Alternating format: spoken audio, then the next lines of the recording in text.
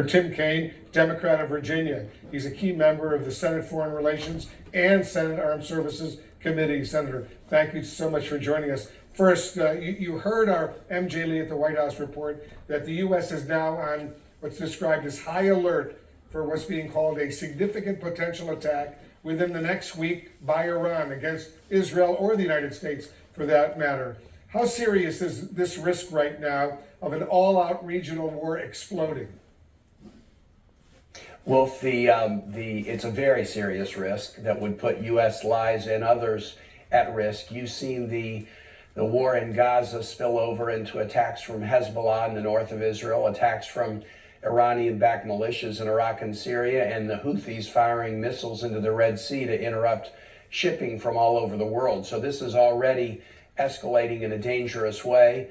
Iran taking any action against Israel or against the U.S. would be very, very damaging, and that should not happen. We do not need more escalation now. We need more effort to find a way to de-escalate, and that's why it's so important to push and promote more humanitarian aid into Gaza and a renewed effort to find a ceasefire and hostage release deal. That will help bring the tensions down, and that's what our priority should be right now. Have you and your colleagues on these key committees in the Senate already been briefed by the administration on the potential for Iran retaliating against either Israel or the United States for that strike in Damascus? Well, if we've been in the middle of an Easter recess and we're coming back to D.C. in 2 days, but it was pretty obvious to all of us when Israel conducted the strike against the Iranian officials in Damascus that there would be an Iranian retaliation. And I suspect the Israeli military was aware of that. It's just our hope that we might be able to figure out a way to de-escalate the situation so that this retaliation is either doesn't happen, or if it does, it might be something minor or modest rather than something that will, blow this situation up even more. And let's hope it doesn't happen. On Israel's investigation, Senator, into its strikes on the World Central Kitchen workers, is the military's explanation, the Israeli military's explanation, acceptable to you? And are the measures they're taking now enough? Well, the military explanation, they are taking steps. The problem is, even if it's completely accurate, it doesn't have credibility with the global community because the IDF is not really in a position to be able to objectively investigate itself. Remember, we're talking about international aid organizations, multiple organizations that want to know that they can be safe if they're delivering humanitarian aid in Gaza. And they are not going to comfortably feel like they can do what they need to do to protect suffering people based on an investigation of an IDF attack that killed aid workers done by the IDF.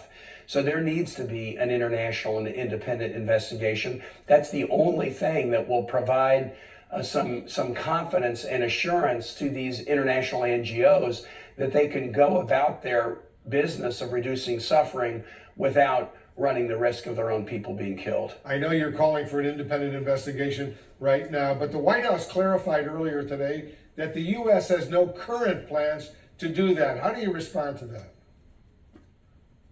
Well, I don't necessarily think the investigation just should be a U.S. investigation because, again, the aid groups that are performing humanitarian work in Gaza are international NGOs from all over the world. Some are connected with the UN, some are connected with NGOs that are US based, but some are from other countries. And we need to rely on all of them because the innocent Gazans who are not part of Hamas, who are suffering, need a lot of people trying to help them out. And that's why I think the right thing to do is to do what Jose Andres said, which is to have an independent and international investigation with representatives from the different countries that are connected to the aid groups that are performing. So I don't think this is just a U.S. only effort, because I'm not sure that would have the credibility it needs. It needs to be an international effort with actors from the various different nations who are providing humanitarian support now. You released a very tough statement earlier today, Senator, pushing President Biden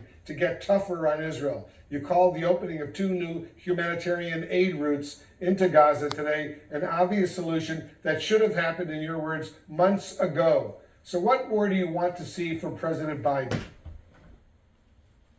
Wolf, I've been very discouraged about the pace of humanitarian aid into Gaza. At the beginning of the Israeli military operation, frankly, even before it started, we were pushing, many of us in the Senate, for Israel to open the Kerem Shalom border crossing into southern Gaza. They were warning Gazans to move south to avoid war in the north. That was a good thing to do, but you can't tell millions of people to move and then throttle off aid to them. And it took Israel way too long to allow the Kerem Shalom crossing to open. And again, this latest action, it came after months and months and months of pressure to increase the pace of humanitarian aid. And even then, it was only in the aftermath of this catastrophic killing of the aid workers that led for it to happen. Things are just happening inadequately, and they're happening too slowly.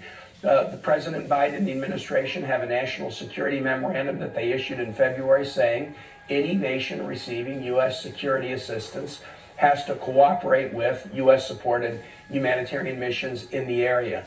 And thus far, Israel has not done enough. I think what the president did in his conversation with the prime minister yesterday starts to move, and Israel did take actions, but we need to see a lot more. And I know this is going to be a major topic when we return to the Senate next week. We have hearings both with the USAID administrator and the Secretary of Defense queued up next week. We're going to be digging into this issue in those hearings and seeing what we can do to promote more humanitarian aid to Gazans. Senator Tim Kaine, thanks so much for joining us. We'll continue this conversation down the road. And just ahead, there's breaking news and after